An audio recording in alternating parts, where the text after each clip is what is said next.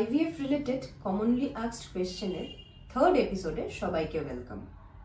আমাদের ইনবক্সে কিছু কোয়েশ্চেন্স এসছে, সেগুলো নিয়ে আজকে আমরা ডিসকাস করব ম্যামের সাথে। ম্যাম, ফার্স্ট কোয়েশ্চেন, এটা 2-3 জন প্রায় করেছেন পেশেন্ট। IVF বেবিদের কি অ্যাবনর্মালিটিস বেশি থাকে? IVF প্রসিডিওরটা প্রেগনেন্সি আনতে সাহায্য করে। প্রেগনেন্সি আসার পরে নর্মাল প্রেগনেন্সিতেও যেরকম অ্যাবনর্মালিটির চান্স থাকে, ঠিক সেরকম IVF প্রেগনেন্সিতেও অ্যাবনর্মালিটির চান্স একই রকম। বয়স্ক পেশেন্টের কোয়েশ্চেন এটা, IVF এর ক্ষেত্রে কি কোনো বয়সের লিমিটেশনস আছে? আমাদের গভর্নমেন্ট অফ ইন্ডিয়ার যে ART রেগুলেশনস আছে, তাতে স্বামী স্ত্রী দুজনেরই কিন্তু একটা এজ লিমিট আছে। মহিলাদের ক্ষেত্রে 21 থেকে 50 এবং পুরুষদের ক্ষেত্রে 21 থেকে 55, এই এজ লিমিটের মধ্যে IVF পসিবল। এটা একটু ইউনিক একটি কোয়েশ্চেন। একজন পেশেন্ট লিখেছেন তার কোনোদিন মেনস্ট্রুয়েশন বা পিরিয়ডস হয়নি, সেই ক্ষেত্রে কি IVF করে প্রেগন্যান্সি আসতে পারে তার?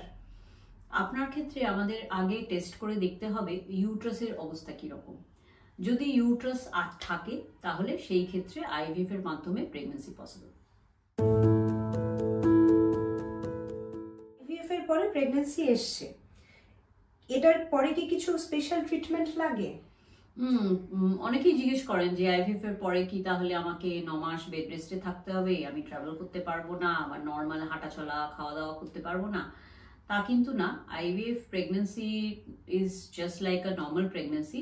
একটা জিনিস শুধু আমাদের মনে রাখতে হবে যে প্রেগন্যান্সির প্রথম 3 মাসে যে হরমোন সাপোর্ট, সেটা ন্যাচারাল প্রেগন্যান্সিতে বডির থেকেই আসে। IVF প্রেগন্যান্সির ক্ষেত্রে সেটা আমাদের ওষুধের মাধ্যমে সেটা দিতে হয়, সেইটা ইম্পর্টেন্ট। বাকিটা ইজ রুটিন প্রেগন্যান্সি। আরেকজন পেশেন্টের কোয়েশ্চেন, আমার হাজবেন্ডের শুক্রাণুর সংখ্যা 0 বা অ্যাজোস্পার্মিয়া আছে, সেই ক্ষেত্রে কি IVF এর সাহায্যে আমার বাচ্চা হতে পারে? এজোস্পার্মিয়া মানে সিমেনে যেখানে স্পার্ম পাওয়া যায়নি। কিছু কিছু ক্ষেত্রে এটা স্পার্ম্যাটিক কর্ডের ব্লকেজের জন্য হতে পারে, যেখানে টেস্টিসে স্পার্ম আছে কিন্তু সেটা সিমেনে নেই। এই সব ক্ষেত্রে আমরা টেস্টিস থেকে স্পার্ম বার করতে পারি এবং সেই স্পার্মের সাহায্যে আমরা IVF এর সাহায্যে প্রেগন্যান্সি আনতে পারি। আজকের মতন এখানেই এপিসোড শেষ করছি। আরও যদি আপনাদের কোনো কোয়েরি থাকে নিশ্চয়ই জিজ্ঞাসা করুন আমাদের কমেন্টে, ইনবক্সে। চেষ্টা করব আপনাদের কোয়েরির উত্তর দিতে। Thank you.